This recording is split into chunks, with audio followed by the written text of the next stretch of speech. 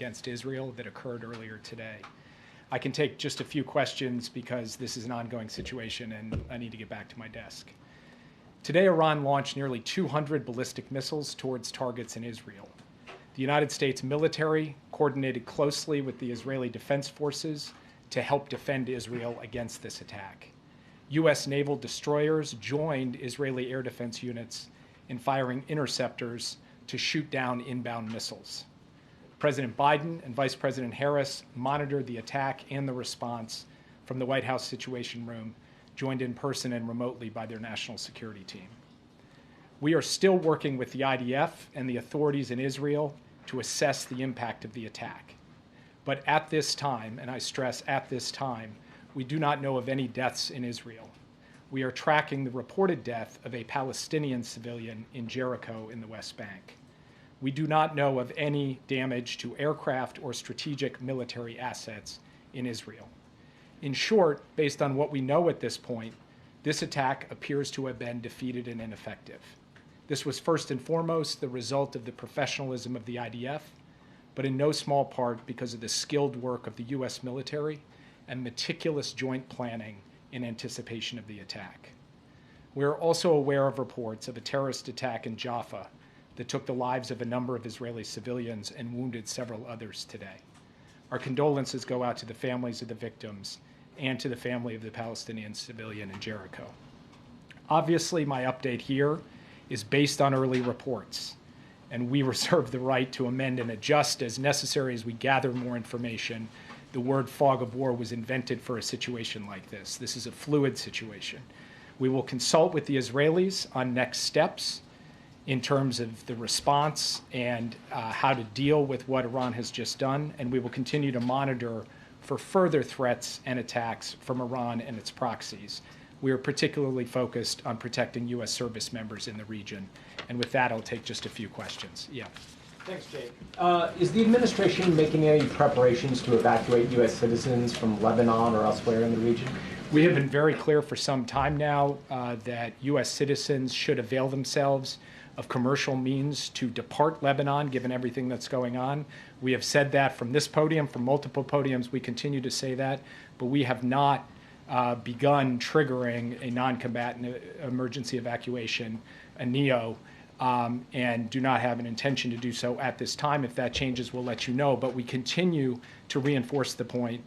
American citizens in Lebanon should follow the guidance from the State Department, which is to find civilian commercial means to depart, because in extremis, we may not be able to get them out safely.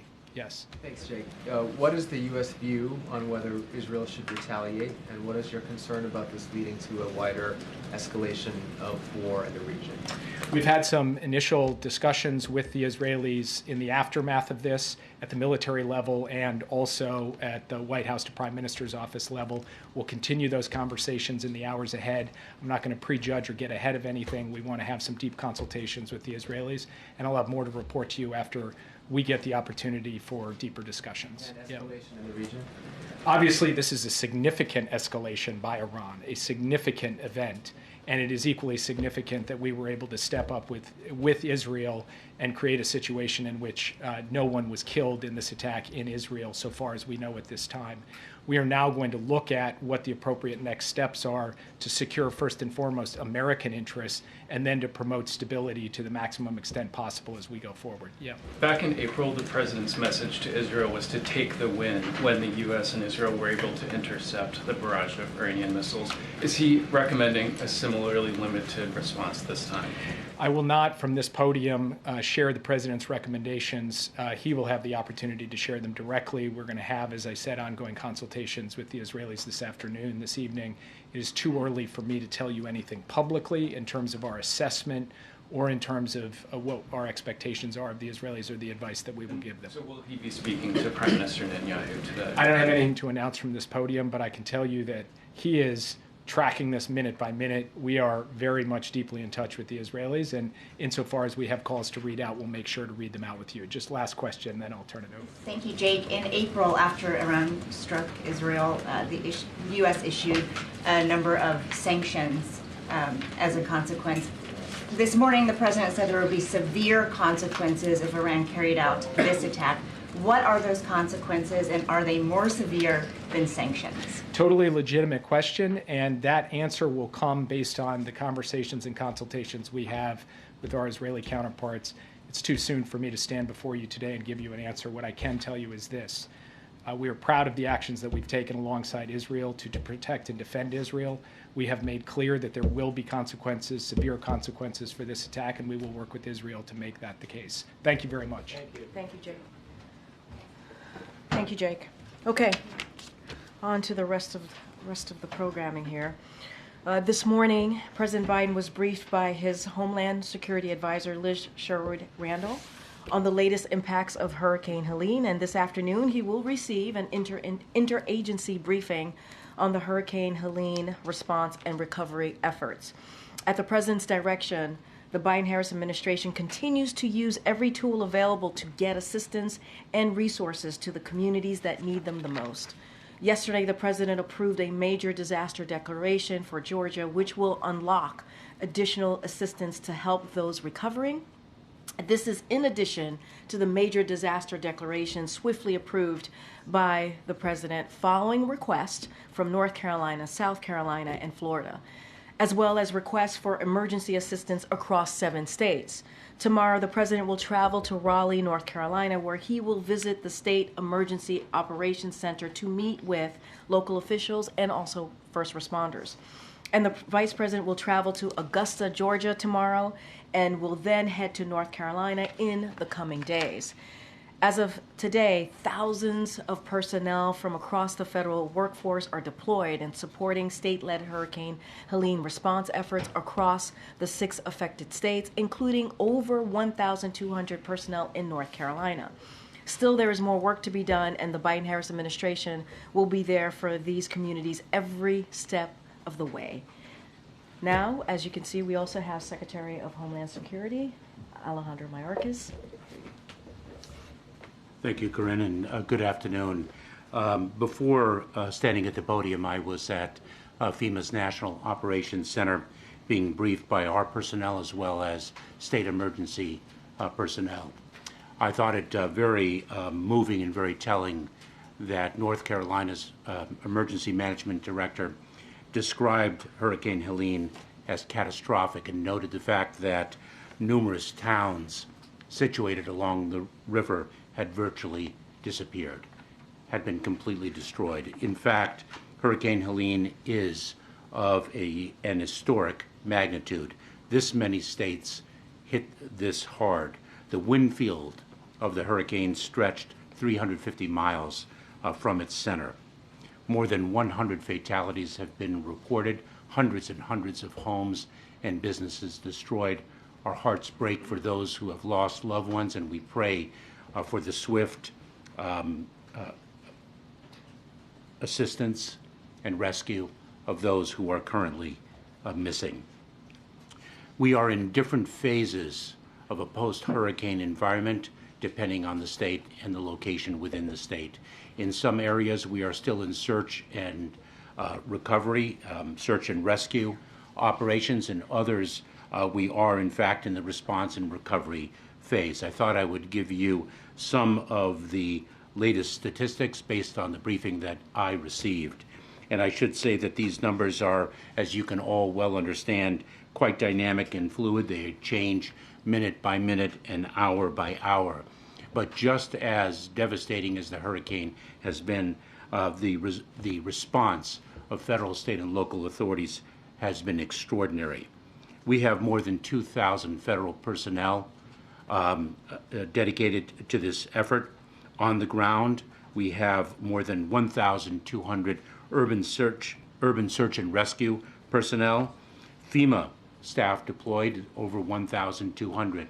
Karine mentioned the major disaster declarations and the emergency declarations previously issued. I should note that in the 6 states most severely impacted, the emergency declarations were issued before the storm hit, and we had thousands of personnel dedicated there. We have delivered more than 2.6 million ready-to-eat meals and more than 1 million liters of water. At its peak, there were 5.1 million customers without power. We have reduced that amount, and not just the federal government in support of the state and local authorities, but working very closely with the power companies and the other utilities. We've reduced that number of customers without power by 3.8 million people. And so the operation is very, very significantly underway. We are working in support of our state and local partners. This is an all-of-government, frankly, all-of-community effort. And with that, I'll take some questions.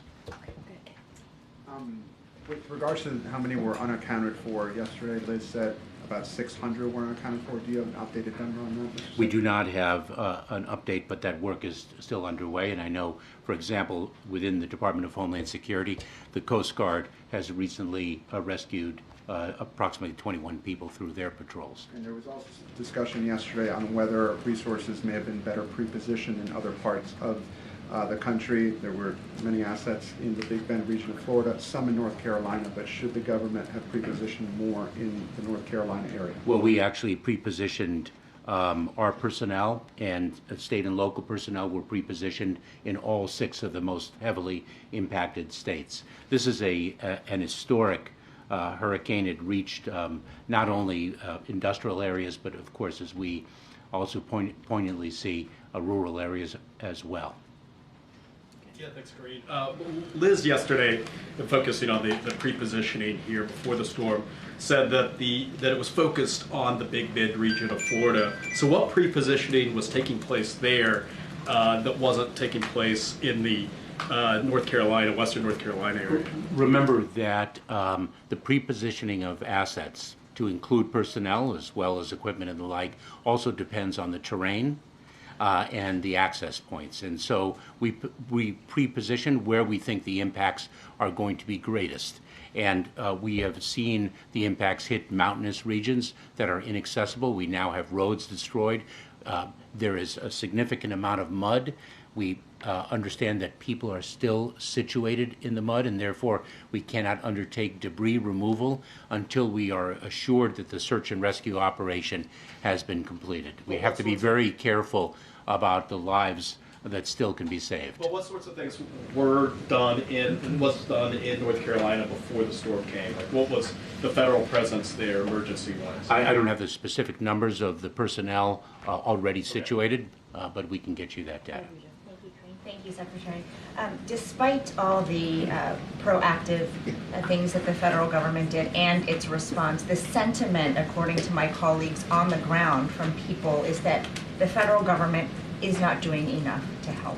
Where are they? Where is the help? What is your message to those people? I would say the following, that we are there and we will continue to be there, and we will reach the most difficult to access locations. We are relentless in our efforts to ensure the safety and security of all.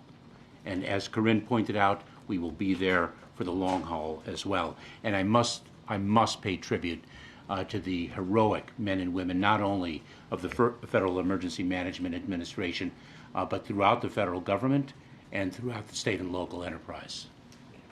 Thank you, Secretary, for talking about electric power. I'm curious about the status of cell phone service, as the Associated Press is hearing reports that people are having a tough time using their cell phones, being able to make calls, even reach you. Yes. What are you doing, and what is the status of that right now?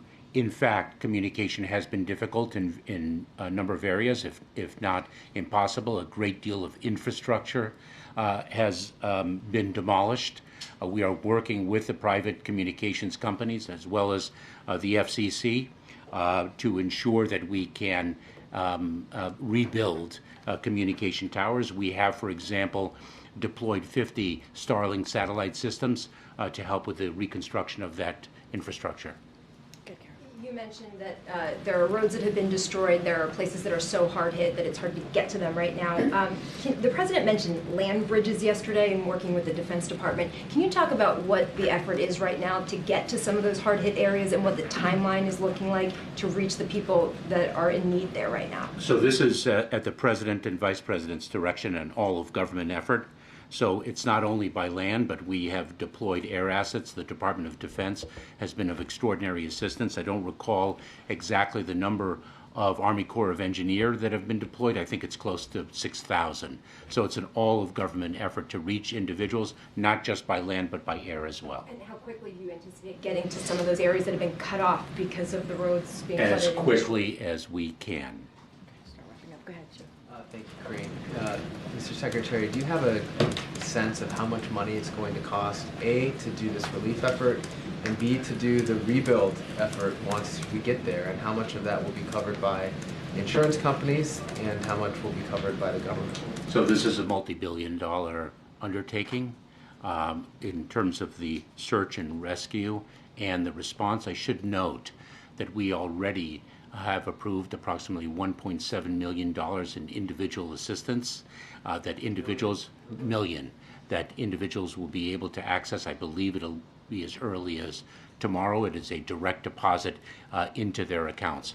But the rebuilding is something that is not for today, but that is going to be extraordinarily costly and is going to be a multi-year enterprise. Thank you, Attorney. Thank you, Mr. Secretary. Two questions. First, about the President's decision to go to Raleigh. Can you give us a little bit of a breakdown as to why he's going to that location and what he will see and whether or not he'll be able to see any of the harder hit areas in the western part of the state? So the decision of where to go and when to go is a decision that must be calibrated according to the capabilities and needs on the ground. And so the President and the Vice President have been quite deliberate to take those sensitivities into account, to work with state and local authorities and ensure that their visit is constructive and not in any way interfering with the urgency of search and rescue operations and the work underway on the ground. And so they selected the timing and location of their visits accordingly. Another question about the upcoming election. Obviously, North Carolina is a very important state. And ballots are supposed to be going out in the coming days. Do you have any sense of how much impact the hurricane had on the ability to carry out the election and carry it out safely? Well, the state and local authorities are in charge of their respective election efforts. They have that top of mind, and we are going to be able to make sure, they are going to be able to make sure that people have the ability to exercise their fundamental right to vote. Kevin, last question. One of the issues we're hearing about in North Carolina is not just down power lines, but flooded substations. Do you have a sense of how long it will take to get those back online and what the administration can do to help remedy that? So the President, as Karine mentioned, is going to be briefed in an interagency effort. Secretary Granholm and other representatives of the Department of Energy are going to be there. It is, as am I, of course, it is a multi-phase approach. Not only do we have to bring in some additional infrastructure, but there is going to be damage and the like that it's going to take time and money to replace and reconstruct. Precise figures I don't have. All right. Thank you so much, Mr. Secretary. Thank you, Karine. Thank you all very much. Thank you. Okay.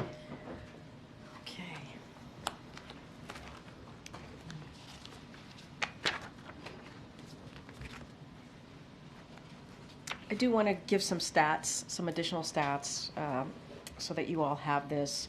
More than 4,500 personnel from across the federal workforce. That's the numbers as of today. FEMA has shipped 7.1 million meals ready to eat, more than 7.5 million liters of water, 150 generators, and over 95,000 tarps. Nearly 1,300 urban search and rescue personnel on the ground.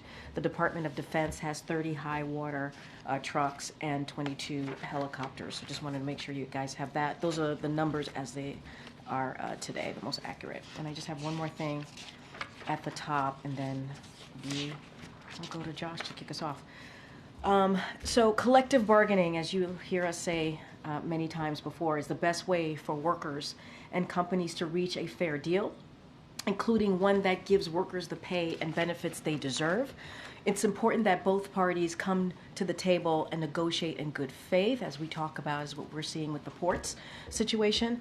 As you saw the president say in his statement earlier today, he has urged USMX to come to the table and present a fair contract to the workers of the ILA that ensures they are paid appropriately in line with their peers. Shippers have made record profits since the pandemic, and in some cases have seen profits grow in excess of 800% compared to their profits prior to the pandemic. Executive compensation has grown in line with those profits, and profits have been returned to shareholders at record rates. It's only fair that workers who put themselves at risk during the pandemic to keep ports open see a meaningful increase in their wages as well. As the president said, dock workers will play an essential role in getting communities the resources they need out of the aftermath of Hurricane Helene. Now, this administration will be monitoring for any price gouging activity that benefits foreign ocean carriers, including those on the USMX board as well.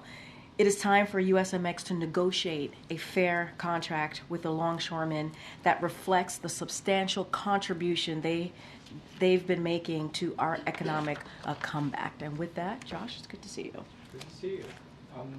We could step back. Yeah. Americans right now are seeing chaos in the Middle East, death and destruction from Helene, and now a port worker strike. And I'm curious for how worried should people be about what seem to be three kind of unraveling issues, and what is President Biden doing in terms of changing his schedule or taking additional steps to try to reassure them? So look, I think a couple of things here that I would note is that I hope the American people have confidence in this president, someone who has experience, who's been a U.S. Senator, a vice president, and now president for 3.5 years, to get the job done, to make sure that he has the American people front and center on everything that he does. It doesn't matter if it's foreign policy issues, world issues here in the United States, obviously. And you're right, there are three major events, if you will, happening all at the same time. And this is a president that spent a lot of his time in the Situation Room with the vice president, getting updates, being hands-on on getting updates and talking to and obviously communicating with the Israeli government on what was going on and how to move forward, and really monitoring the situation, really. And he and his team have been having regular conversation. Well, his team has been regular conversations with representatives as it relates to ILA, USMX for the past several days, all the way up until yesterday. And he's been getting updates on that as well. The hurricane, you've heard and seen obviously updates from us on what the president has been doing, having conversations with governors, local officials, trying to make sure they are getting everything that they need, directing his team to make sure that I just laid out some of the things that are already on the ground, whether it's water, food, generators, assistance that is needed to really deal with the impact, this horrible impact that this hurricane has had. And so this is the job of the president, right? Unfortunately, there are going to be events like this. And this is where you see the leadership of a president show up, direct their team, to do everything that they can on behalf of the American people, have that global leadership, as you see from this president. And so he has been doing that, not just today, not just the last couple of days, but 3.5 years. And I think this should send a message to Americans. It matters. It matters who sits behind that resolute desk. It matters what the leadership looks like. It matters. And you see that almost every day in this administration.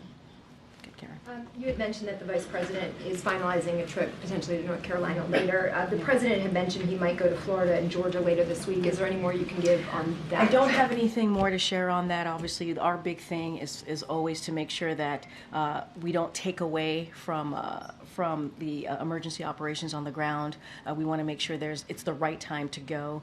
The president said he wants to do it. We're working through it. I don't have a date or time at this moment, But tomorrow he's going to go to Raleigh, North Carolina, as I mentioned. He's going to really thank the frontline workers who have been really heroic in the past several days and what they've been able to do. And he's going to also survey the impacted area. So that's what you'll see from the president. We'll certainly have more to share. He does truly want to go to Florida and Georgia to say thank you directly to frontline workers there, meet people, see folks who have been impacted by this horrible storm, a historic storm, I should say. And so we'll certainly have more to share. And just a funding question. Last week when Administrator Criswell was here, she had said that the agency had enough money to conduct life-saving measures for this disaster.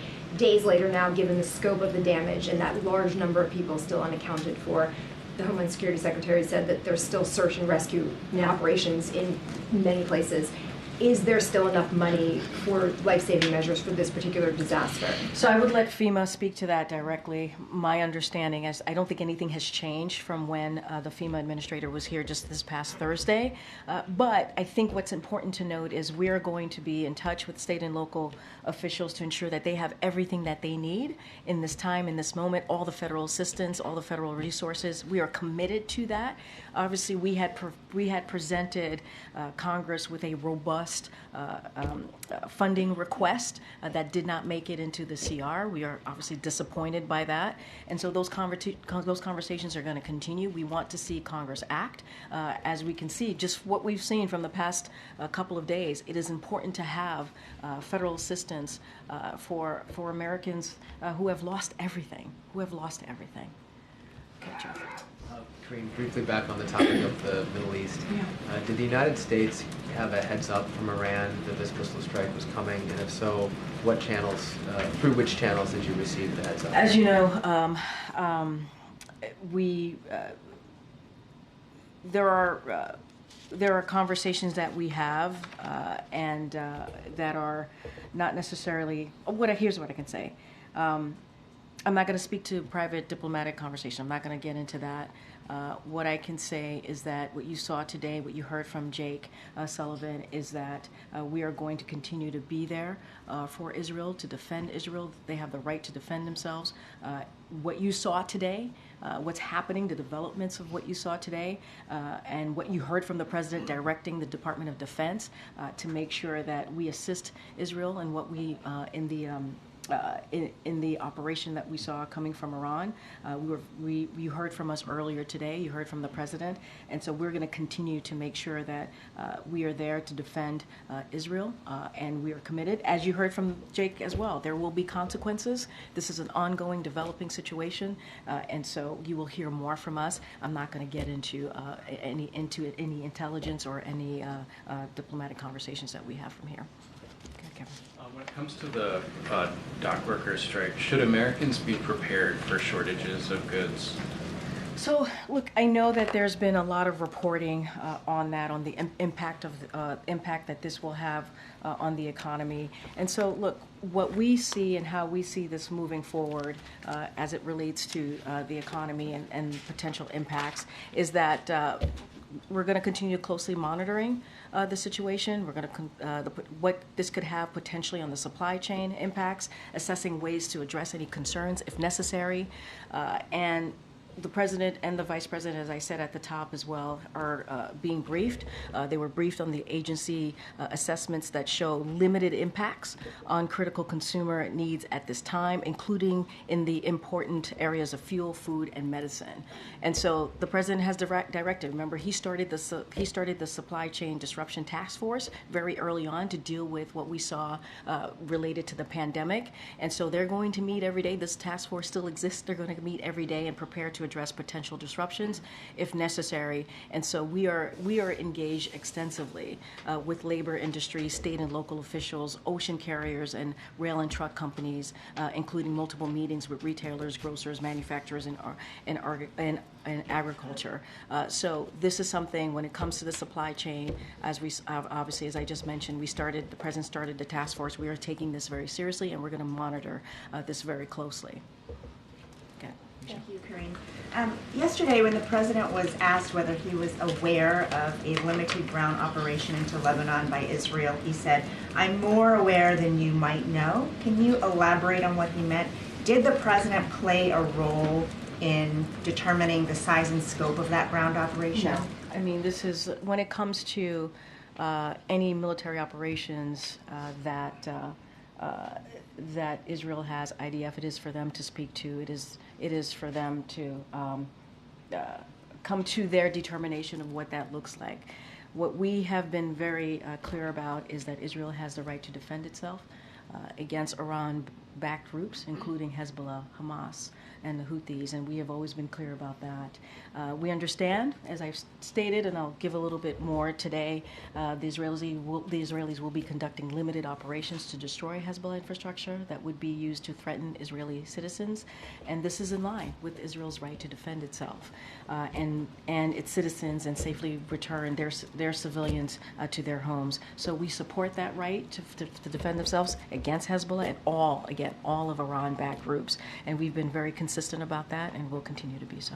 And then I know there is a lot going on, but will the president sit down and watch the vice presidential debate tonight? Where, with who? As you just stated, there's a lot going on. There's a lot going on. I mean, the question that I got from Josh moments ago is there are multiple events happening all at once, and the president is going to continue certainly to deal with all of these events on behalf of the American people. Look, you heard from the president just a couple of days ago. He has complete confidence in Tim Walz. I'm going to be really mindful, because it is a campaign event. I'm just going to leave it there. Is he going to watch? He's going to be very, very busy, continues to be very busy with all of the events happening today, but he has complete confidence in Tim Walz. Thank you. Okay. You spoke about wages earlier. Can you talk about the president's view of the ILA's push to put restrictions on automation? That's a major sticking point in those negotiations. Look, what I will say, I'm not going to go point by point with what they're negotiating. We believe it is important that workers get a fair pay and also benefits. That's what they deserve. I just laid out what the shippers were able to do. Right, they were able to regain their profits. Some of it in excess of 800% since the pandemic. Right? Executive compensation has grown in line with those profits, and profits have been returned to shareholders at record rates. And so, ILA, these workers deserve to get paid what they're worth. They deserve that.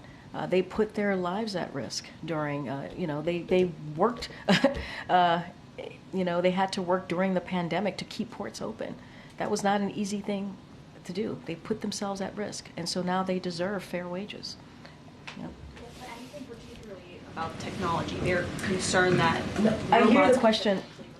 I'm not going to get into specifics here. What we believe is that they should get their fair wages and benefits, just like their peers, and so we believe that collective bargaining is the way to go. Both sides need to continue to have conversation and do that in obviously in a way that leads to a way that workers get their fair share. Just a question on tomorrow's travel.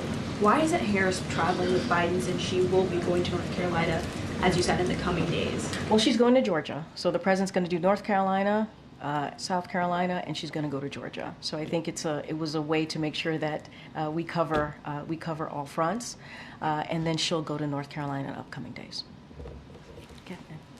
Thanks, Karine. So on the port strike, so with the rebuilding of North Carolina, South Carolina, and Georgia, isn't it a bad time to have supplies stuck at 36 ports as of right now? So how long then until the president decides he should step in this strike?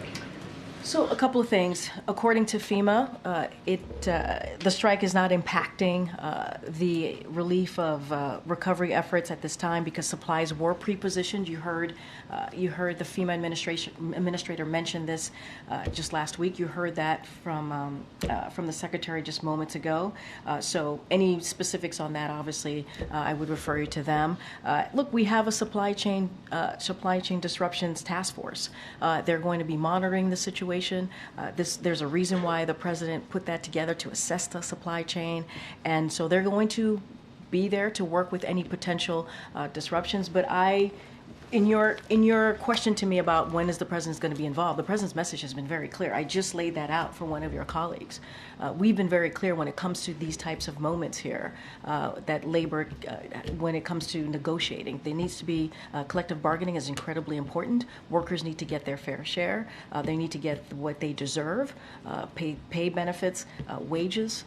It is important that happens. The president's going to continue to be regularly briefed, and we are urging USMX to come to the table to present a fair proposal to ILA. So Taft-Hartley is off the table indefinitely. I've spoken to this. This is not. We have not used Taft-Hartley, and we're not planning to. One quick one, if I could, on Iran. So Iran, obviously, we saw what happened today. They've also have an active plot to assassinate one of the candidates in the U.S. election, which could be seen as a direct election interference. Is there any talk of consequences for Iran in terms of limiting their revenue, going after their oil exports? So look, you heard Jake speak to this on what there will be consequences. You heard Jake say this. This is an ongoing situation. He had to get back to his desk to make sure that he continues to monitor what's happening, occurring, having conversations with his counterparts as well in Israel. But this administration has not lifted a single sanction on Iran. We cannot forget that. Rather, we continue to increase pressure. That's what we have seen. Our extensive sanctions on Iran remain in place, and we certainly will continue to enforce them. And you heard from the National Security Advisor. You heard what he said today. But Iran's oil exports have reached record levels now. One report showing 3.2 million barrels per day, according to OPEC. That's about $90 billion a year. So when do we cut off that revenue? We have not lifted a single sanction. If anything, as I said moments ago, we increase pressure. That's what we have been doing. You'll hear more from us. Jake was very clear when he was here at the podium about consequences, and so I'm gonna let that be for now. Okay. Thanks. 6 months ago, the Vice President was in Los Angeles when Iran conducted its first wave of strikes. And the Vice President joined virtually when she joined the National Security Team for a briefing that day. Today, she's the nominee. She was in the Situation Room. I'm just wondering if you can elaborate at all about what her engagement has been like today and what it will be like in the next 48 hours as Israel plots its response. I mean, you just answered your own question. The Vice President joined the President today in the Situation Room as they were monitoring the situation, as the President was listening to his team and hearing feedback on what was happening on the ground. She was there. She was alongside him in getting that update, and she is many times has been in the room, or as you just said, has called in when it's come to really important, critical national security issues. And so that has been the way that they have worked together in the past 3.5 years, and that's the way it's going to continue as we work through what's next. Does it make any difference, though, participating virtually versus being here in person today? No, I wouldn't say there's a difference. The point is she's in the room. She's side by side with the President. She's getting an update from the National Security Team and others. That is part of his team on these important issues as we talk about foreign policy and what's going on in the world. She's part of it. She's there. She was there for a majority of the time that the President was in the Situation Room today as we were watching what was occurring, and that's going to continue. Okay. Thanks, Karine. The President walked the picket line last year with auto workers in Michigan, which is a swing state. Why not walk the picket line here? So look, I think the message has been really clear. It really has, on what the President wants to see.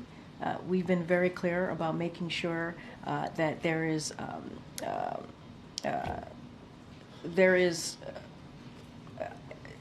a way that these workers get their fair pay, right? Get their wages.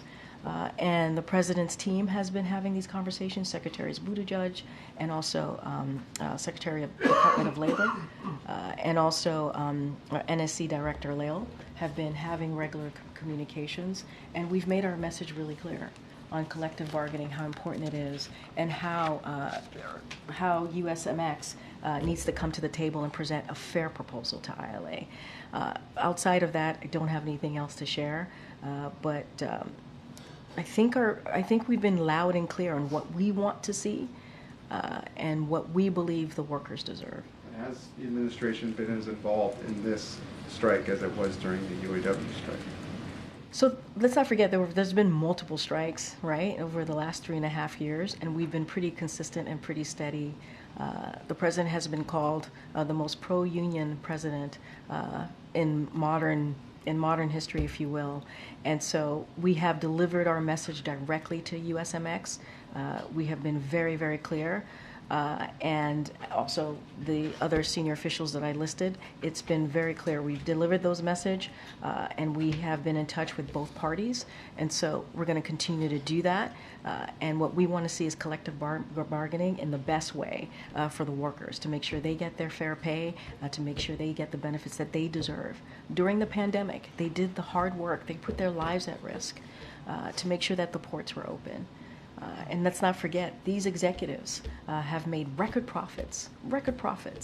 And so these workers deserve an increase as well. And quickly on the Middle East, if I may, is the U.S., bottom line, is the U.S. urging Israel to measure its response? What I will say is what Jake Sullivan said to you all just moments ago. We're going to continue the conversations. We're going to, there will be consequences. We're going to continue to be there for Israel, help Israel defend itself. That, when it comes to Israel's security, that continues to be ironclad. I don't have anything else to share beyond that. Okay. Thank you. Just turning back to the strike for a minute, I wanted to get a sense. You had mentioned the president calls himself the most pro-union president. Not just him. Not just him. Yeah, union members. Yeah. But could you expand a little bit on his relationship with Harold Daggett, the head of the union, and also the vice president's relationship with him? So I don't have anything to read out on their relationship or private conversations. What I can say is you have heard me say multiple times, his senior officials, White House senior officials, have been in touch with both parties, and we are urging USMX to come to the table with a fair proposal. We cannot say this enough. We believe that these workers deserve a fair pay, they deserve benefits, and that meets the level of their peers. And so that's what we're going to continue to say and have those conversations. You read and saw the president's statement earlier today, and the message is going to be very, very clear here. And those conversations are continuing. I don't have a relationship to speak to. I don't have any preview to speak of at this time. Can you say that they have actually spoken to each other, though? I know I'm saying I don't have anything to read out. I don't have anything for you at this time. Okay. And then just sort of related to that, you sort of made a very clear point that in the sort of immediate days here, many experts say there isn't an immediate impact that consumers will feel. But that, as you know, Harold Daggett has pointed out himself, after 1 week, 2 weeks, 3 weeks, that dynamic would change significantly. And can you say anything about how long the president is willing to wait? So, look, a couple of things. We're going to closely monitor the situation. You heard me talk about the supply chain task force. I do want to lay out a number of our agencies. They put out assessment that showed limited impact on critical consumers' needs at this time. So on energy, for example, from the Department of Energy, the strike will not have any immediate impact on fuel supplies or prices. On food, from the Department of Agriculture, we should not expect a significant changes to food prices or availability in the near term. On medicine, from the Department of Health and Human Services, immediate impacts across medicines, medical devices, and infant formula for consumers, parents, and caregivers should be limited. But of course, we're going to closely monitor this and any potential supply chain impacts. Look, and we have this task force. This task force came into play, obviously, during the pandemic to deal with this situation that we were dealing with because of a once-in-a-century pandemic. And so they're going to monitor it very closely. And so what we're going to continue to do is be very clear on our message to USMX. They got to come forward with a fair proposal that is fair to the workers. And so that is our message. And they are hearing that from senior officials from the White House. Okay. I have two questions regarding Africa. For Angola, President Biden is traveling to Angola, as you mentioned. Could you provide, there are 54 countries on the continent, and as well as other leaders from the administration have traveled over there. What is your message to other African nations, as well as the African Union? I would say that the president traveling to the continent sends a positive message to other nations. I know you're asking me about other countries, but the president's going. No, but the president's going to the continent. I think. Wait, but the president, and you just mentioned too in your question that other officials have gone to other countries in the continent, right? And so, if anything, you have seen our commitment to building on that relationship with those countries in the continent. As it relates to Angola, he's going to have bilateral meetings there. He's going to have multilateral meetings as well to discuss increased collaboration on shared priorities. And let's not forget the PGI, an initiative that this president started. That's going to be Africa's first transcontinental open access rail network. That's going to start there. So I think if you think about it, what the president has done this past 3.5 years, going to Angola, is a connecting factor in this key initiative, the PGI. Right, we're talking about a historic effort in this open access rail network, and so that's going to be a big deal for everyone, every country in the continent. And so, if anything, this shows the president's commitment, and he said he was going to go.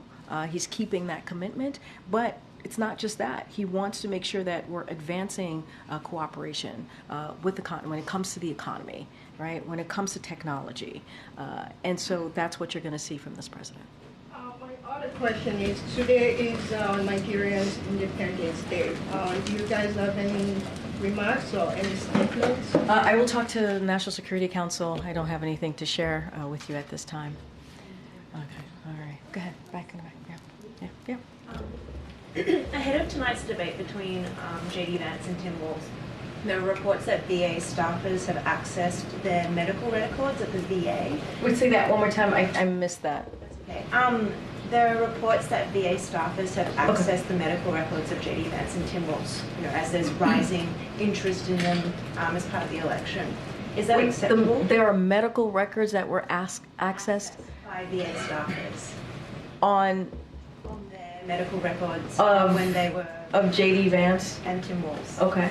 Is that acceptable for this? This is the first I'm hearing about this, so I have to get some more information on that. This is literally the first time I'm hearing about this. So let me get back to you because I need to get the full context of that question. All right, everybody. Thank you so much. Thank you.